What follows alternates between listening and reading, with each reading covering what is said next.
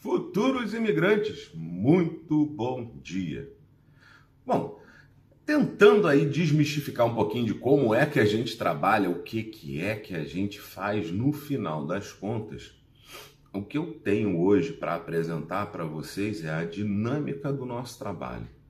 Do momento em que você chega, faz contato, seja por recomendação, porque viu algum vídeo, porque viu alguma reportagem vinculada ao meu nome, no entanto faz, todos vocês vão passar pelo mesmo sistema. O nosso principal ponto de primeiro atendimento é o WhatsApp. O link para você falar direto com a gente está sempre no cabeçalho das páginas, lá na BIOS, no Instagram, no YouTube, enfim, todos eles têm ali um direcionamento direto. Você clica e você passa a falar diretamente com um de nós, sem a necessidade nem de adicionar o número. A partir desse momento, a gente vai escutar o que é o seu desejo. Se é imigração e para onde, se é nacionalidade e de qual país. Quando a gente trata de imigração, necessariamente tem que botar o pé no freio e passar a uma consulta com um dos advogados. Por quê? Preferencialmente eu, porque sou ciumento. Por que isso? A gente precisa entender o que é que você quer. Efetivamente, o que você deseja com a sua imigração. O que você quer da sua vida. Depois disso, eu preciso conhecer a sua vida. Saber o que é que você pode fazer. Efetivamente entender aquilo que você faz, o que você quer fazer, para aí sim dar uma linha de caminho do que e como fazer. Tem muita gente que absolutamente diz que quer morar na Europa por N razões, todas elas louváveis, mas que quando você confronta o que a pessoa pode com a legislação, você começa a ter problemas. Então, o primeiro momento, no caso de imigração, é escutar a pessoa.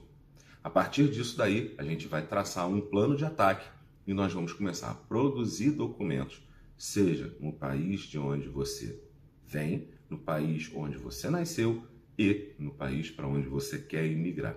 Tudo isso tem uma relação e essa relação tem que ser muito bem observada. Toda imigração, ela pode ser problemática. Toda imigração, ela é trabalhosa. Então, o máximo de preparo vai fazer com que a sua vida tenha uma fluidez muito mais tranquila. Essa é a nossa intenção.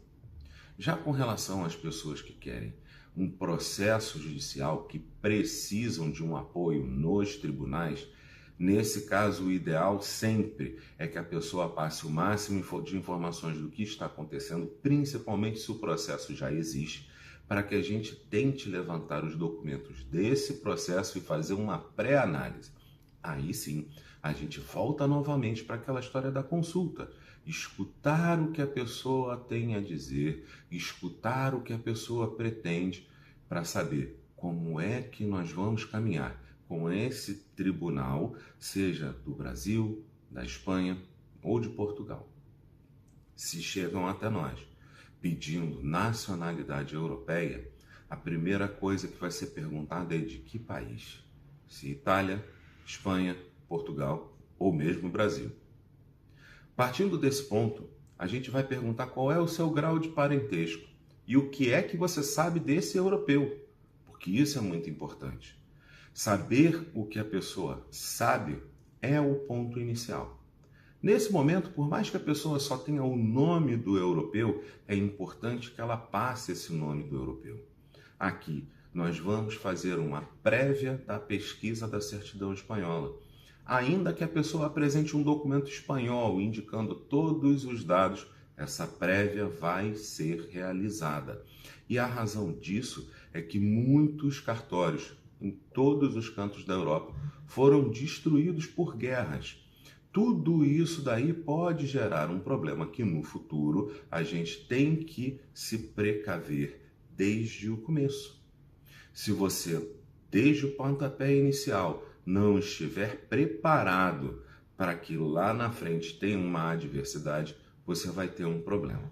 Então, feito essa prévia, a gente já vai ter uma ideia se o cartório existe, se o cartório tem arquivo, esse arquivo como vai ser acessado, se vai precisar ir presencialmente ou não, se pode ser feita, se tem arquivos digitais disponíveis para consulta.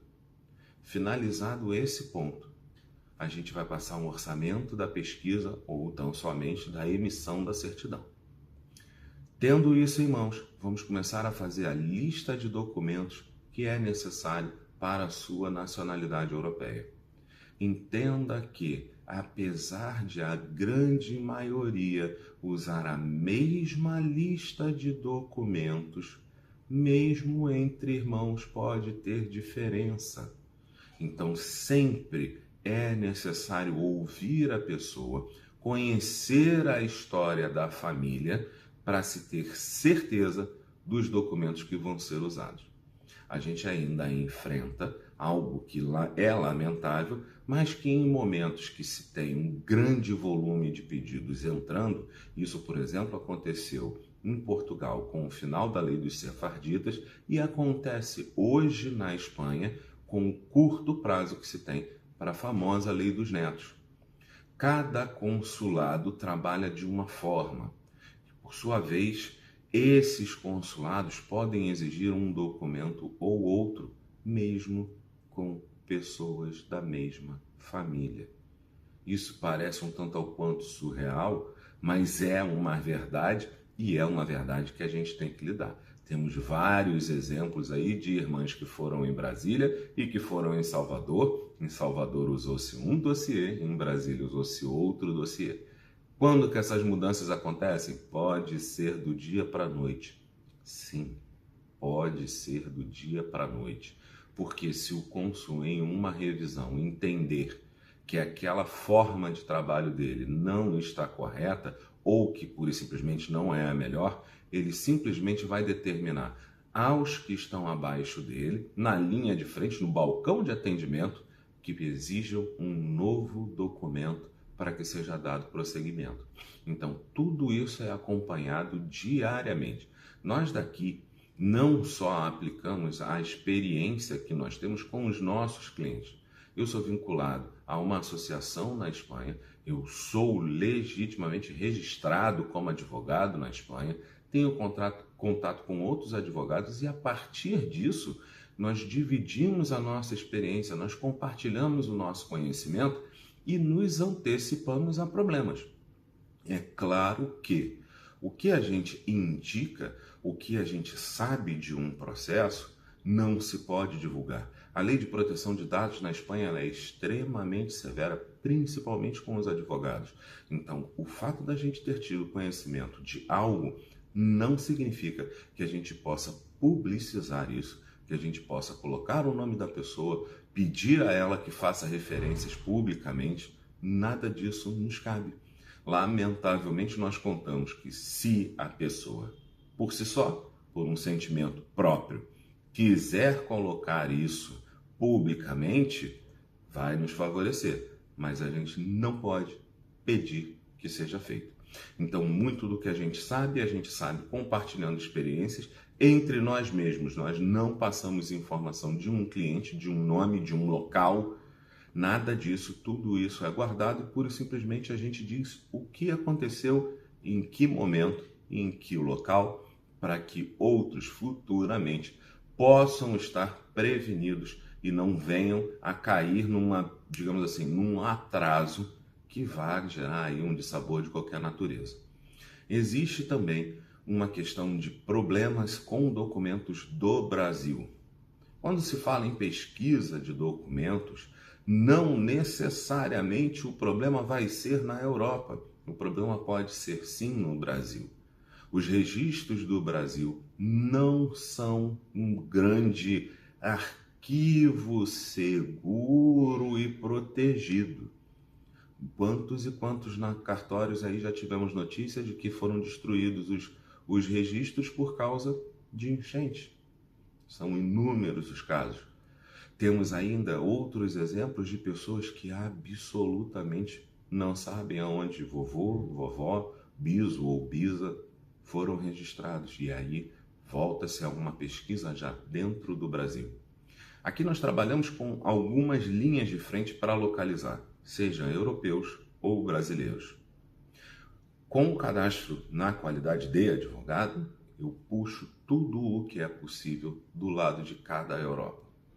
Também como advogado, mas aí já delegando a pessoas de minha confiança que atuam no Brasil, nós fazemos o estudo da árvore genealógica, pesquisa e desarquivamento de processos judiciais ou administrativos, e todos eles, com qualquer informação, é acrescido a um dossiê que depois vira para o lado de cá e aí eu volto a pesquisar.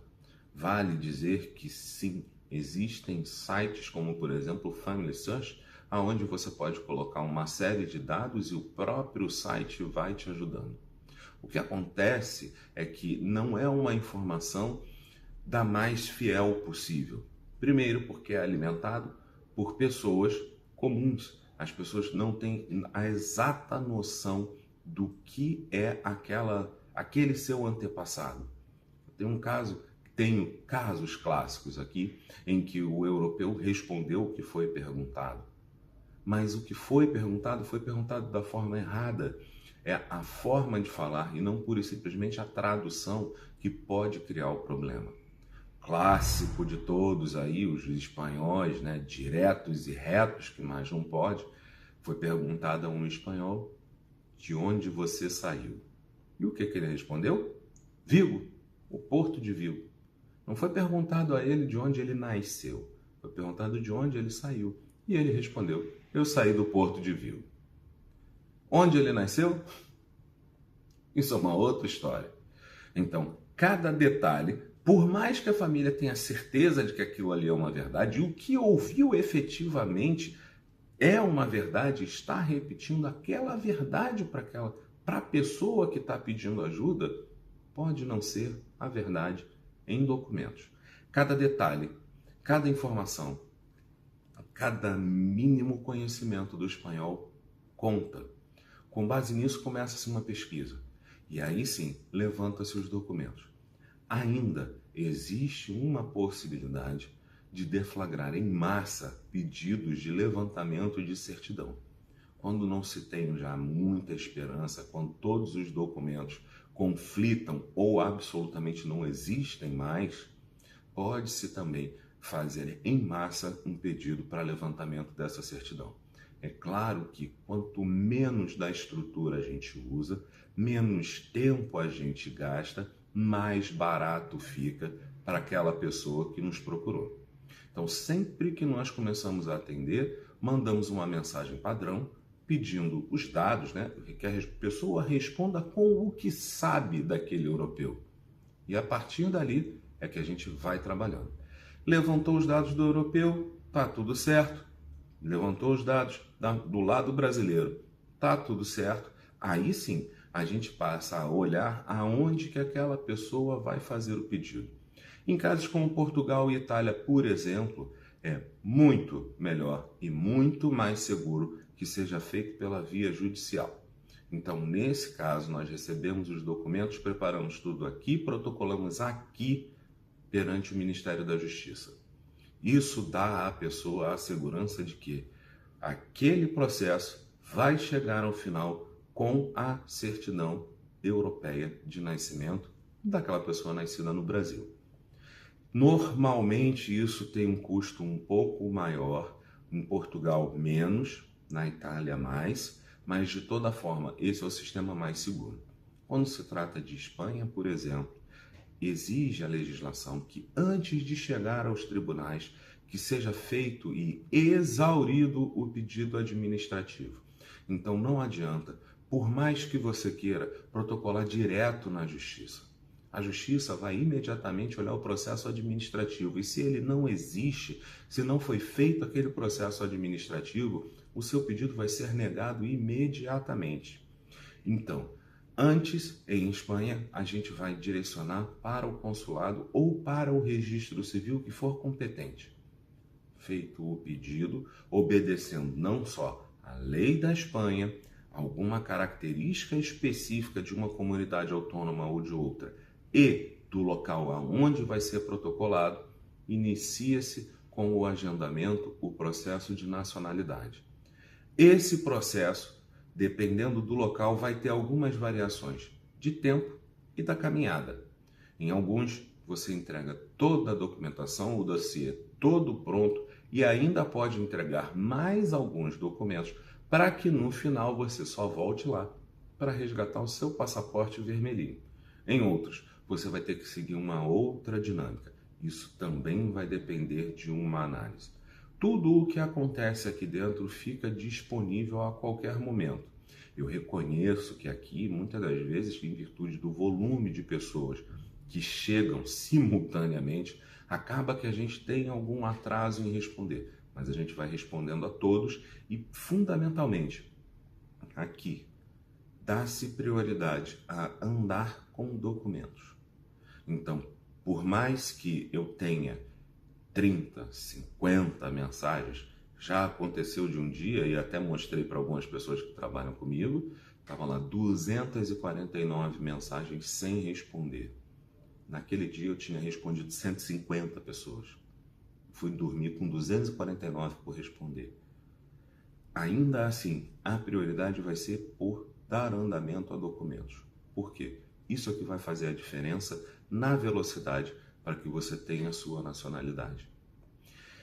Eu espero que eu tenha sido mais claro dentro de uma forma genérica de como conduzimos o nosso trabalho. De toda forma.